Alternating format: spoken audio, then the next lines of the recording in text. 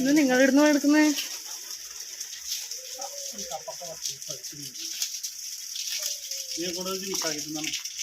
നല്ലോണം പകുത്തിനാ? നല്ലോണം പകുത്തിനാ? കപ്പക്കേന്റെ ജ്യൂസ് വേണം?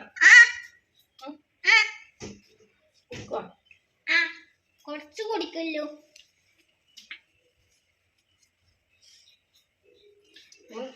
നമ്മളിടുന്ന കപ്പക്കേന്റെ ജ്യൂസ് അധികം നല്ല തണുത്ത പാലിൽ വെച്ചിട്ട് അരി കുടിക്കാം.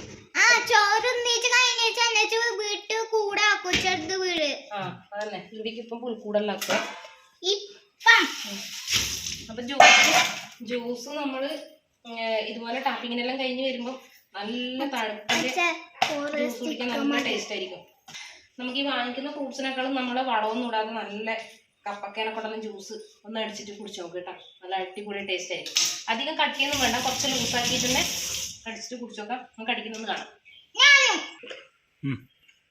അപ്പൊ ഇപ്പൊ നമ്മള് പിന്നെ കയ്യോടാക്കി കുടിക്കാൻ വേണ്ടിയാണ് ഒരു കഷ്ണം കപ്പക്ക എടുത്തിട്ടില്ലേ. അപ്പൊ നമ്മള്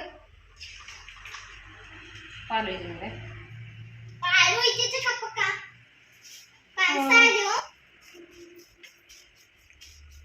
നല്ല തണുത്ത പാലാണേ. കുറച്ചധികം പഞ്ചസാര ഇടുന്നുണ്ട്.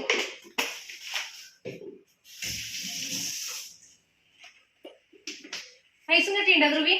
ഇല്ല, പോയി.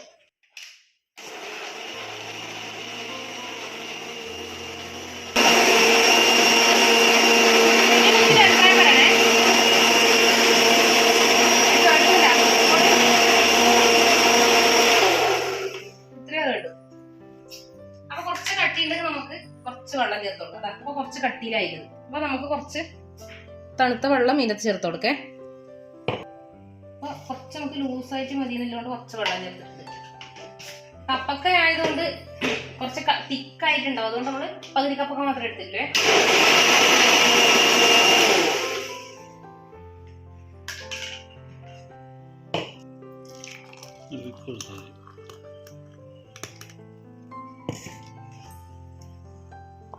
അടിപൊളി ജ്യൂസ്. അഭിപ്രായം പറയാ കുടിച്ചിട്ട്. നല്ല തണുപ്പുണ്ട്.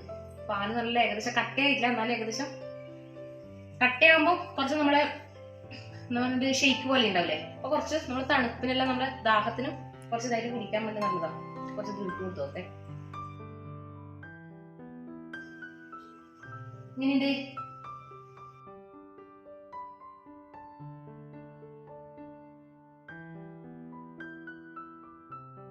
വേറെ കെമിക്കലോ കാര്യങ്ങളോ ഒന്നുമില്ല. നമ്മൾ നാട്ടിലെ ഫ്രൂട്ട്സ് ഒക്കെ നല്ല സൂപ്പർ ആയിരിക്കും. അത് ഒരിക്കലും ഭയങ്കര ടേസ്റ്റ്, ഭയങ്കര ഇഷ്ടമായി. അപ്പൊ ഇങ്ങനെ വീട്ടിലെല്ലാം കപ്പക്ക ഉണ്ടെങ്കിലേ നമ്മളെ കുഞ്ഞുമക്കൾക്കെല്ലാം ഇതുപോലെ ആക്കി കൊടുത്തു കഴിഞ്ഞാൽ അവർക്ക് നന്നായിട്ട് ഇഷ്ടപ്പെടും. പണ്ടെല്ലാം നമ്മുടെ വീട്ടിലെല്ലാം കപ്പക്ക ഉണ്ടാകുന്ന സമയത്ത് നമ്മൾ ചെയ്യലറിയാം.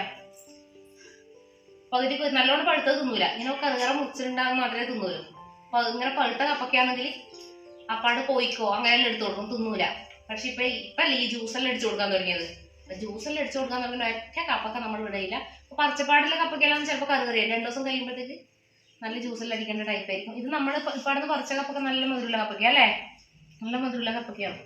പിന്നെ നമ്മുടെ വീടിന്റെ മുന്നിൽ ഉണ്ടാകുന്നുണ്ട് ആ ചോപ്പ്, അതിൻ്റെ ഉള്ളിൽ ചോപ്പില്. പക്ഷെ ഒന്നും ഇതായില്ല. ഇവിടെ 3-4 ഇതിൽ നമുക്ക് കപ്പക്കയുണ്ട്. അപ്പോൾ ഇടയ്ക്കേ പഴുത്ത കപ്പൊക്കെ നല്ല ഇടയ്ക്കേ കിട്ടും.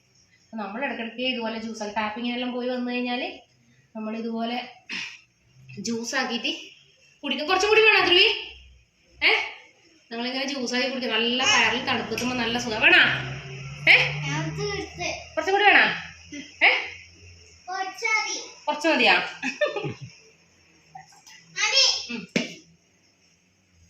ഞാൻ കറി നോക്കട്ടെ. വെറുതെ കപ്പക്ക വീട്ടിലെല്ലാം വേസ്റ്റ് ആക്കി കളയണ്ട. നമ്മൾ കറി നോക്കിയിട്ട് അടിപൊളി കളറില്ലേ, സൂപ്പർ കളറില്ലേ. ഇത് നമ്മൾ ഉള്ളി, തക്കാളി, ബീട്രൂട്ട്, ഉരുളക്കിഴങ്ങ് അതും കൂടി ഇട്ടിട്ട് ഉണ്ടാക്കിയതാണ് കേട്ടോ. നല്ല ടേസ്റ്റാണ്. റെസിപ്പി അടുത്ത ദിവസം പിന്നെ പറഞ്ഞു തരും വേണമെങ്കിൽ. പിന്നെ മത്തി വറുത്തുണ്ട്, മീൻ കറിയുണ്ട്, മീൻ മുളശ്ശി വെച്ചുണ്ട്, അപ്പോൾ ഇങ്ങനെയാണ് നമ്മുടെ ഉച്ചക്കത്തെ പരിപാടി. അപ്പോൾ ഇന്നത്തെ ഒരു വീഡിയോ എല്ലാവർക്കും ഇഷ്ടപ്പെട്ടിട്ടുണ്ടാവുന്നതായിരിക്കുന്നു. അപ്പോൾ അടുത്തൊരു വീഡിയോ കാണുമ്പോഴേക്കും ബൈ. നല്ല ടേസ്റ്റ് ചെയ്യേ.